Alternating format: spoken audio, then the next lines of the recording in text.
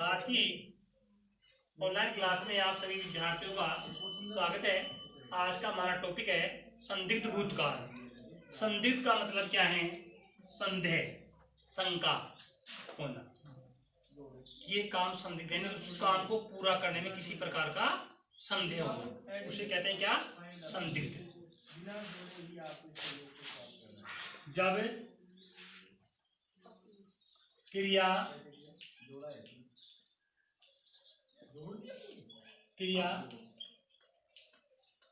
भूतकाल का बोध कराए,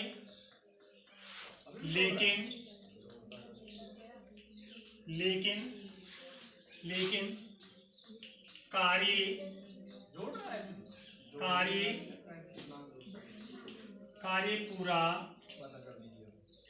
कार्य पूरा होने में संदेह दिखाई दे। कार्य पूरा होने में संदेह, कार्य पूरा होने में संदेह हो, कार्य पूरा होने में संदेह हो। जब क्रिया भूतकाल का बोध कराए लेकिन कार्य पूरा होने में संदेह हो तो उसे संदिग्ध भूतकाल कहते हैं। देखो, कहते संदिग्ध का मतलब है संदेह होना, शंका होना कार्य पूरा होने में। संदिग्ध भूतकाल का मतलब है जब क्रिया भूतकाल का बोध कराए लेकिन कार्य पूरा होने में संदेह हो तो उसे संदिग्ध भूतकाल कहते हैं। क्या कहते हैं भाई? संदिग्ध भूतकाल कहते हैं। उदाहरण है हमारा इसमें, राम ने खाना खाया। ध्यान दो भाई आप लोग, इसमें मैंने वाक्य लिखा राम ने खाना खाया, पहचान करो सामान्य भूतकाल। अरे वाह भाई बच्चों, आनंद आ गया। राम ने खाना खाया, सामान्य भूतकाल। और मैं यहाँ लगा दूं खाया है राम खाना खा रहा था, राम खाना खा चुका था, और अब मैंने लिखा राम ने खाना खाया होगा। ये लो साहब, बोलो आया आनंद? हो गया संदेह? क्या कहा हमने?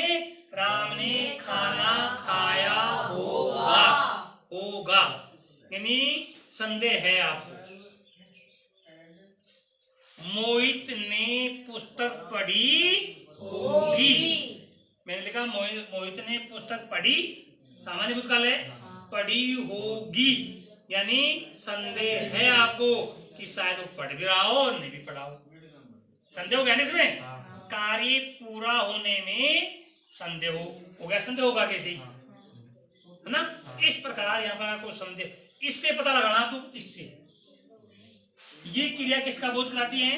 भूतकाल का। ये संदिग्ध वर्तमान काल भी होगा, लेकिन यहाँ पर क्रिया किसका बोध कराएगी? वर्तमान काल का। अगर संदिग्ध वर्तमान काल होगा ना तो यहाँ पर क्रिया वर्तमान काल का बोध कराएगी। यहाँ पर जो क्रिया है ना ये भूतकाल का बोध करा रही है, इसलिए होगा यहाँ पर संदिग्ध भूतकाल होगा। इसके बाद आपको टॉपिक पढ़ाएंगे हम वर्तमान काल। क्या पढ़ाएंगे? क्योंकि हम बीते हुए समय की बात करेंगे पहले, फिर जो हमारे सामने समय है उसकी बात करेंगे, फिर हमारे सामने जो आगे समय आएगा उसकी बात करेंगे। तो हम सीधी बात चल रहे हैं, पहले बीते हुए समय की बात करेंगे, फिर हमारे सामने जो समय आएगा उसकी लास्ट में बात करेंगे, और हमारे सामने जो समय चल रहा है उसकी इसके बाद बात करेंगे। ठीक है ना? तो यहाँ पर खाया होगा। उसी प्रकार से अगला उदाहरण लिख लो, राधा ने, या लिखो राधा जयपुर गई, ये लिख दिया मैंने। राधा जयपुर गई होगी, गई होगी। अगर आपको ये पूर्ण विश्वास होता कि राधा जयपुर गई थी, तो गई थी, जा चुकी। राधा जयपुर जा रही थी, कार्य जारी था, लेकिन हम लिखा राधा जयपुर गई होगी, संदेह हो गया यहाँ पर। इसलिए यहाँ पर कौन सा होगा? संदिग्ध भूतकाल होगा। क्या होगा भाई? संदिग्ध भूतकाल होगा। यहाँ पर होगी बात, यहाँ पर संदिग्ध भूतकाल की। इसके बाद हम करेंगे, आपका अंतिम टॉपिक है हेतु हेतु मद भूतकाल है। अगला टॉपिक आपका हेतु हेतु मद भूतकाल। हेतु हेतु मद भूतकाल, इसका मतलब क्या है? जब कोई कार्य किसी शर्त पर निर्भर करता हो, कार्य किसी शर्त पर निर्भर करता हो, जब क्रिया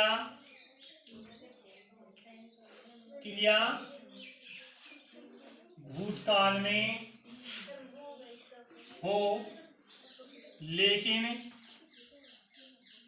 कार्य पूरा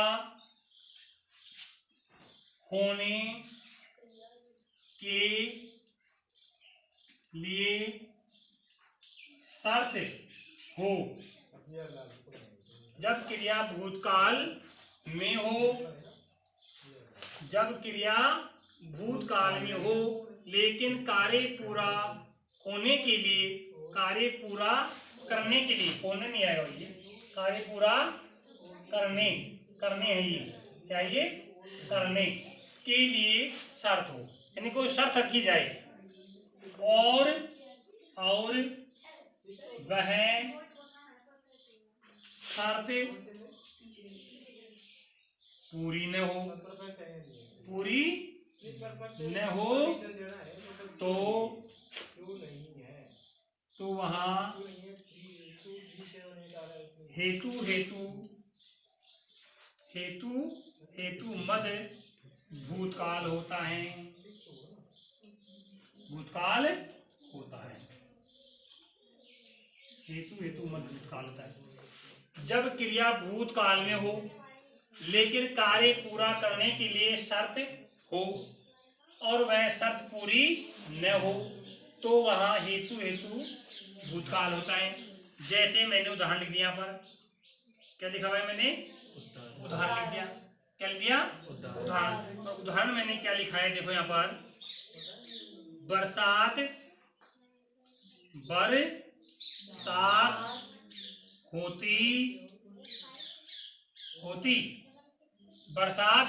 होती तो हरियाली होती होगी, शर्त नहीं हुई है। बरसात होती भूतकाल में है ना, बरसात होती तो हरियाली होती। हरियाली कब होती? बरसात होती। शर्त होगी, कार्य पूरा नहीं हुआ भाई, बरसात होगी नहीं, हरियाली भी नहीं, तो ये शर्त है कि नहीं? कि बरसात होती तो हरियाली होती। अगला देखो, अनीता घर पर होती तो मैं रुक जाती। आगे बात शर्त है, क्या होगा? रुक जाती। अनीता घर पर होती तो मैं, शर्त होगी ना कि अनीता घर पर होती तो मैं रुक जाती।